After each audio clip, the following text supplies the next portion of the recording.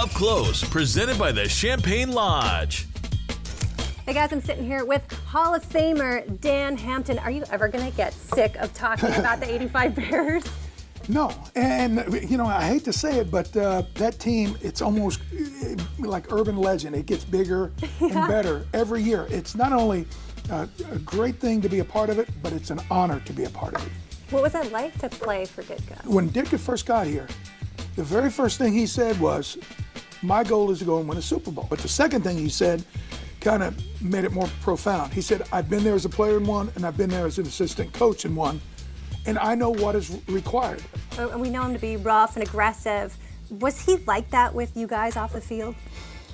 Very much so. His saying was, I'm a man, you're a man, be a man. And what that meant was, if you got issues, you got problems or whatever, doesn't matter when you get to work. You got to go about your business. You got to practice hard. You got to take care of your body. You got to be ready and prepared to play as a champion each and every week. Now, I know you got drafted by the Bears in '79. You lined up against Jiggets, who's our host. Jiggets almost broke my neck every day in practice. He was one of the first guys to be around 300 pounds, and I'm telling you, he was massively strong. And thanks a lot, Jigs. Every night when I go to bed, I have to go like that. Thanks to you. Thanks to you, buddy. Do you have any stories about how you guys were? Well, give me the dirt on Jiggets. Would be in 101 drills, and magically there's no official to call holding, so every play he'd be clamped on you, and you're trying to throw somebody around that weighs 280, 300. It wears you out. But at the end of the day, we had such a great chemistry. We would knock the hell out of each other.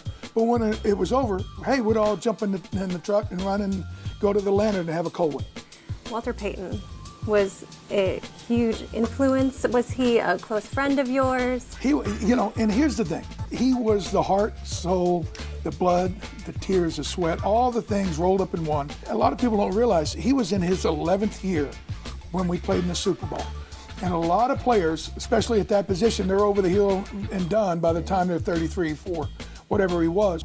I said, when my kids get older, I'm going to tell them all about being a part of that team. But the first thing I'm going to tell them about is Walter. And that's the truth, because that's how special he was. As great as that team was, the first thing about that team that everybody needs to understand was it would have never happened without Walter Payton. That's good to know. All right, so all you young kids that weren't around during the 85 Bears, remember. Walter Payton, the greatest player on the greatest team of all time. Thank you. Thanks very much. Thank you, April.